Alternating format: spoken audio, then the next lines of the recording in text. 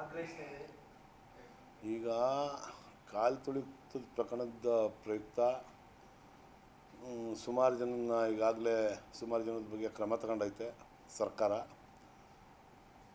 ಮತ್ತು ಇಮಿಡಿಯೇಟಾಗಿ ಆ ವಿಜಯೋತ್ಸವ ಆಚರಣೆ ಮಾಡಬೇಕು ಅಂತ ಅನ್ನೋದು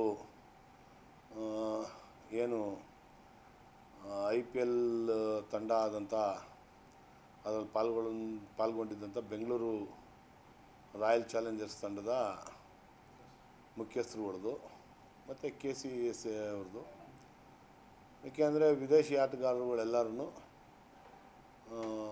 ಅವ್ರವ್ರ ದೇಶಕ್ಕೆ ಹೋಗ್ಬೇಕಾಗಿರೋದ್ರಿಂದ ಅವ್ರಿಗೆ ಸಮಯ ಇಲ್ಲ, ಆದಷ್ಟು ಬೇಗನೆ ಮುಗಿಸಿ ಅಂತ ಅಂದ್ಬಿಟ್ಟು ಇಮಿಡಿಯೇಟಾಗಿ ಒತ್ತಡ ಹಾಕಿದ್ರು. ಆಗ ಸರ್ಕಾರ ಏನೂ ಮಾಡಬೇಕು ಅಂತ ಹೋಗಿರಲಿಲ್ಲ. ಸರ್ಕಾರಕ್ಕೆ ಆ ಸಮಿತಿಯವರು ಒತ್ತಾಯ ಮಾಡಿದ್ದಕ್ಕೆ ಮಾಡಿದ್ರು.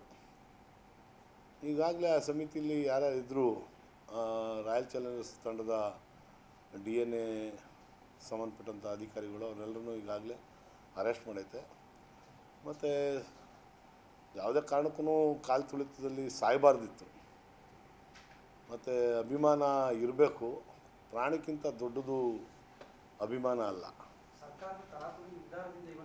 ಸರ್ಕಾರದ ತರಾತುರಿ ನಿರ್ಧಾರ ಅಂತಂದರೆ ಸರ್ಕಾರದ ತರಾತುರಿ ನಿರ್ಧಾರಕ್ಕೆ ಕಾರಣ RCBಯ ಆ DNA ಅಧಿಕಾರಿಗಳು. ಅವ್ರುಗಳಿಂದ ವಿದೇಶಿ ಆಟಗಾರರುಗಳು ವಿದೇಶಕ್ಕೆ ಹೊರಟೋಗ್ತಾರೆ ಅಂತ ಇದರಲ್ಲಿ ಅವರು ನಾಳೆನೇ ಮಾಡಿ ಅಂತ ಅಂದರು.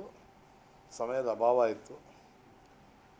ಸಮಯದಿಂದ ಇದು ಅನಾಹುತ ಆಗಿರೋದು ನಮಗೆಲ್ರಿಗೂ ಬೇಸರ ತರುವಂಥ ವಿಚಾರ. ಅನಾಹುತ ಆಗಬಾರ್ದಿತ್ತು. ಮತ್ತು ಅಷ್ಟೊಂದು ಅಭಿಮಾನಿಗಳು ಏಕಕಾಲಕ್ಕೆ ಅಲ್ಲಿ ಸೇರ್ತಾರೆ ಅಂತ ಅನ್ನೋದು ಇಂಟೆಲಿಜೆನ್ಸ್ ರಿಪೋರ್ಟನ್ನು ಸರ್ಕಾರಕ್ಕೆ ಕೊಡದೇ ಇರೋದು ಅದೂ ತಪ್ಪು. ಮತ್ತು ಅಷ್ಟೆಲ್ಲ ಅವಘಡ ಆಯ್ತದೆ ಅಂತ ಅನ್ನೋದನ್ನು ಇಂಟೆಲಿಜೆನ್ಸು ಮತ್ತು ಪೊಲೀಸ್ನವರು ಮಾಹಿತಿ ಕೊಡಬೇಕಾಯ್ತು ಸರ್ಕಾರಕ್ಕೆ. ಯಾವುದೇ ಕಾರಣಕ್ಕೂ ಮಾಡೋದು ಬೇಡ ಅಂತ ಅಂದ್ಬಿಟ್ಟು ಸಾಮಾಜಿಕ ಜಾಲತಾಣದಲ್ಲಿ ಈಗ ಪೊಲೀಸ್ ಅಧಿಕಾರಿಗಳೇ ಸಸ್ಪೆಂಡ್ ಆಗಿದ್ದಾರೆ. ಇದ್ರ ವಿರುದ್ಧನೂ ಕೂಡ ಸಾಕಷ್ಟು ಆಕ್ರೋಶ ಹೊರ ಆಗ್ತಾ ಇದೆ. ಸರ್, ಪೊಲೀಸ್ ಅಧಿಕಾರಿಗಳ ಮೇಲೆ ಯಾಕೆ ಸರ್ಕಾರ ಮಾಡಿದ ಎಡವಟ್ಟು ಅಂತ ಅಂದರೆ ಸುವ್ಯವಸ್ಥೆ ಕಾಪಾಡಬೇಕಾಗಿದ್ದು ಪೊಲೀಸ್ದು.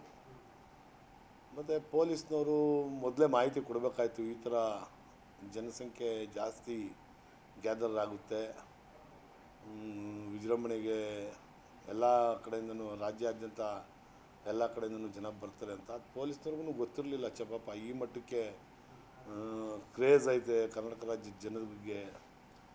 ಮತ್ತು RCB ಬಗ್ಗೆ ಇಷ್ಟೊಂದು ಒಲವೈತೆ. RCB ಪ್ಲೇಯರ್ಸ್ಗಳ್ನ ನೋಡೋದಕ್ಕೆ ಇಷ್ಟೊಂದು ಪ್ರೀತಿಯಿಂದ ಜನ ಬರ್ತಾರೆ ಎಲ್ಲ ಕಡೆಯಿಂದನೂ ಅಂತ ಅನ್ನೋದು ಅವ್ರಿಗೂ ಅದ್ರ ಬಗ್ಗೆ ಕೊರತೆ ಇದ್ದಿದ್ದರಿಂದ ಈ ಅನಾಹುತ ಆಗೈತೆ. ಇದರಲ್ಲಿ ಯಾರ ತಪ್ಪು ಯಾರ ಸರಿ ಅಂತ ಅನ್ನೋದಕ್ಕಿಂತ ಹೆಚ್ಚಾಗಿ ಈ ಘಟನೆ ಆಗಬಾರ್ದಿತ್ತು. ಮುಂಜಾಗ್ರತೆ ವಹಿಸದೇ ಇರೋದೂ ನಮ್ಮಲ್ಲಿ ತಪ್ಪೈತೆ ಅಂತ ನಾನು ಒಪ್ಕೊತೀನಿ. BJPಯವರು ಮತ್ತು JDSನವ್ರದ್ದು ಇನ್ನೇನು ಅವ್ರದ್ದು ಈ ವಿಚಾರದಲ್ಲೇ ಅವರು ರಾಜಕಾರಣ ಮಾಡುವಂಥದ್ದು. ಸಾವಿನ ಮನೆಯಲ್ಲಿ ಗಳ ಇರುವಂಥ ಕೆಲಸವನ್ನು BJP ಮತ್ತು JDS ಮಾಡ್ತದೆ. ಅದಕ್ಕೆ ನಾವು ಯಾರನ್ನು ತಲೆ ಕೆಡಿಸ್ಕೊಳ್ಳೋಂಥದ್ದೇನಿಲ್ಲ.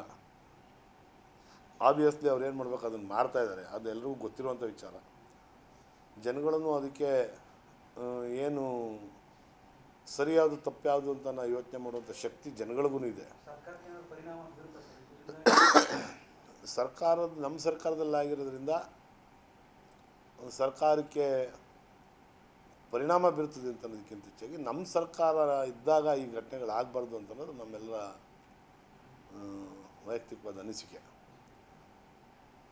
ಅಚಾನಕ್ಕಾಗಿ ಆಗಿದೆ ಅಚಾತುರ್ಯ, ಅದಕ್ಕೆ ನಮ್ಮದೂ ವಿಷಾದ ಐತೆ.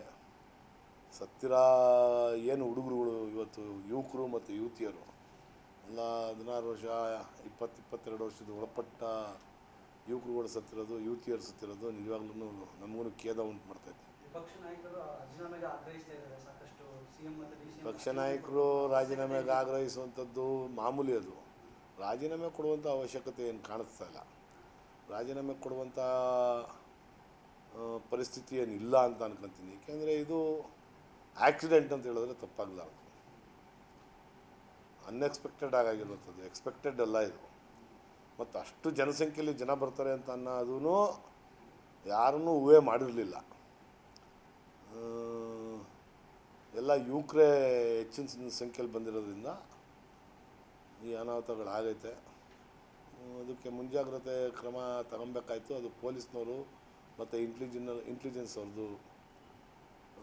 ಅವ್ರಿಗೂ ಮಾಹಿತಿಗಳು ಇಲ್ಲ ಅಂತ ಅನಿಸುತ್ತೆ. ಏಕಾಏಕಿ ಒಂದೇ ದಿವಸದಲ್ಲಿ ಮಾಡಿದಂಥ ಕಾರ್ಯಕ್ರಮ ಆಗಿದ್ದರಿಂದ ಏನು ಆ ರಾಯಲ್ ಚಾಲೆಂಜರ್ಸ್ ತಂಡದ ಮ್ಯಾನೇಜ್ಮೆಂಟ್ ಏನೈತೆ ಆ ಮ್ಯಾನೇಜ್ಮೆಂಟ್ನವ್ರ ಒತ್ತಾಯದ ಮೇಲೆ ಇದು ಮಾಡಿರೋದು. ಹಾಗಾಗಿ ಇದು ತಪ್ಪಾಗಿದೆ ಅಷ್ಟೇ ಹೇಳಬಲ್ಲೆ. ಈಗ ಡಿ.ಕೆ. ಶಿವಕುಮಾರ್ ಅವರು ಯುವಕರು ತೀರ್ಕೊಂಡಿದ್ದಕ್ಕೆ ಭಾವನಾತ್ಮಕವಾಗಿ ಕಣ್ಣೀರಾಗ್ತಾರೆ. ಅದನ್ನ ಅಂದ್ರೆ ಪ್ರಹ್ಲಾದ್ ಜೋಶಿ ಅವರೆಲ್ಲ ಅದನ್ನ ವ್ಯಂಗ್ಯವಾಗಿ ಮಾತಾಡ್ತಾರೆ ಸರ್. ನೋಡ್ರಿ, ಅವ್ರಿಗೆ ಪ್ರಹ್ಲಾದ್ ಜೋಶಿ ಅವ್ರಿಗಿರ್ಬೋದು, ಇನ್ನು ಬೇರೆ ಬೇರೆ ನಾಯಕರುಗಳು, ವಿಪಕ್ಷದ ನಾಯಕರುಗಳು ಏನಿದ್ದಾರೆ ಅವ್ರಿಗೆ ಎಲ್ರಿಗೂ ಜನಗಳ ಭಾವನೆ ಜೊತೆಲಿ ಆಟ ಆಡಿ ಅಭ್ಯಾಸ. ಅವ್ರಿಗೆ ಜನಗಳದು ಏನು ಕಷ್ಟ ಐತೆ, ಏನು ತೊಂದರೆ ಆಗೈತೆ ಅದನ್ನು ನೋಡಿ ಮರುಕಪಡುವಂಥ ಮನಸ್ಥಿತಿ ಅವ್ರಿಗಿಲ್ಲ. ಅವರು ಹಿಂದೂ ಮುಸಲ್ಮಾನ್ ಅಂತ ಎತ್ಕಟ್ಟಿ ಈ ದೇಶದಲ್ಲಿ ಏನು ಕೋಮದಳ್ಳೂರಿನ ಹುಟ್ಟಾಕಿ ಲಕ್ಷಾಂತರ ಜನನ ಕೊಲೆ ಮಾಡಿರುವಂಥ ಪಕ್ಷ ಅದು. ಕೋಮದಳ್ಳೂರಿನ ಹುಟ್ಟಾಕಿ ಹಿಂದೂ ಮುಸಲ್ಮಾನ್ ಅಂತ ಲಕ್ಷಾಂತರ ಜನನ ಕೊಲೆ ಮಾಡಿರುವಂಥ ಪಕ್ಷ ಅದು. ಅದು ಹಿಂದೂ ಆಗಿರ್ಬೋದು, ಮುಸಲ್ಮಾನ್ ಆಗಿರ್ಬೋದು. ಈಗ ಮಂಗಳೂರಿನಲ್ಲಿ ನಡೀತಾ ಇರುವಂಥದ್ದೇನು ಅವರು ಅದನ್ನು ಹಾಗಾಗಿ ಅವ್ರಿಗೆ ಯಾರು ಸತ್ರೂ ಅವ್ರಿಗೆ ದುಃಖ ಬರೋಲ್ಲ, ಯಾರು ಏನಾದ್ರೂ ಅವ್ರಿಗೆ ಯಾವುದೇ ಥರವಾದ ಯೋಚನೆ ಇಲ್ಲ. ಅವ್ರದ್ದೇನೆಂದರೆ ಅವ್ರು ಬೇಳೆಕಾಳು ಬೇಯಬೇಕು. ಅವರು ರಾಜಕಾರಣವಾಗಿ ಅವರು ಅಧಿಕಾರಕ್ಕೆ ಬರೋದಕ್ಕೆ ಏನು ಬೇಕಾದ್ರೂ ಮಾಡ್ತಾರೆ. ಅವರು ಆ ಥರ ಮನಸ್ಥಿತಿ ಇರುವಂಥವ್ರು. ಅವರನ್ನು ನಮ್ಮವ್ರನ್ನು ಎಲ್ಲರನ್ನು ಪ್ರಶ್ನೆ ಮಾಡ್ಬೋದು. ಇದರಲ್ಲಿ ಏನು ಪ್ರಯಾಗ್ರಾಜಲ್ಲಾಗಿದ್ದೇನು ಕುಂಭಮೇಳದಲ್ಲಿ ಅದನ್ನೆಲ್ಲವನ್ನು ನಮ್ಮವ್ರು ಯಾರನ್ನು ಜಾಸ್ತಿ ಪ್ರಶ್ನೆ ಮಾಡೋಕ್ಕೆ ನಮ್ಮವ್ರು ಯಾರು ನಮ್ಮ ಡಿ.ಕೆ. ಶಿವಕುಮಾರ್ ಅವ್ರು ಇರ್ಬೋದು, ಸಿದ್ದರಾಮಯ್ಯನವ್ರು ಇರ್ಬೋದು, ಯಾರನ್ನೂ ಪ್ರಶ್ನೆ ಮಾಡಲಿಲ್ಲಪ್ಪ ಅದನ್ನು. ಇದು ಅವ್ರ ಮನಸ್ಥಿತಿ ಏನು ಅನ್ನೋದನ್ನ ಅರ್ಥ ಮಾಡ್ಕೊಳ್ಳೋಂಗಾಗುತ್ತೆ. ಏನು ಯುವಕರು ಸತ್ತವ್ರೆ ಅವ್ರ ಬಗ್ಗೆ ಮರ್ಕ ಇಲ್ಲ, ಅವ್ರ ಬಗ್ಗೆ ಸಹಾನುಭೂತಿ ಇಲ್ಲ. ಅವರಲ್ಲಿ ಸತ್ತೋದ್ರು ನಿಮ್ಮಿಂದ ಆಗೋಯ್ತು, ನೀವು ರಾಜೀನಾಮೆ ಕೊಡಿ, ಅದರಲ್ಲೂ ರಾಜಕಾರಣ ಮಾಡುವಂಥದ್ದು ಅವರು. ಅದು ಬಿಟ್ಟು ಬೇರೆ ಇನ್ಯಾವುದೇ ಥರವಾದ ಯೋಚನೆ ಅವ್ರ ಮನಸ್ಸಿನಲ್ಲಿಲ್ಲ. ಅವ್ರ ಮನಸ್ಥಿತಿನೇ ಅದು. ಅದಕ್ಕೆ ನಾವು ತಲೆ ಕೆಡಿಸ್ಕೊಳ್ಳೋಕ್ಕೂ ಆಗೋದಿಲ್ಲ.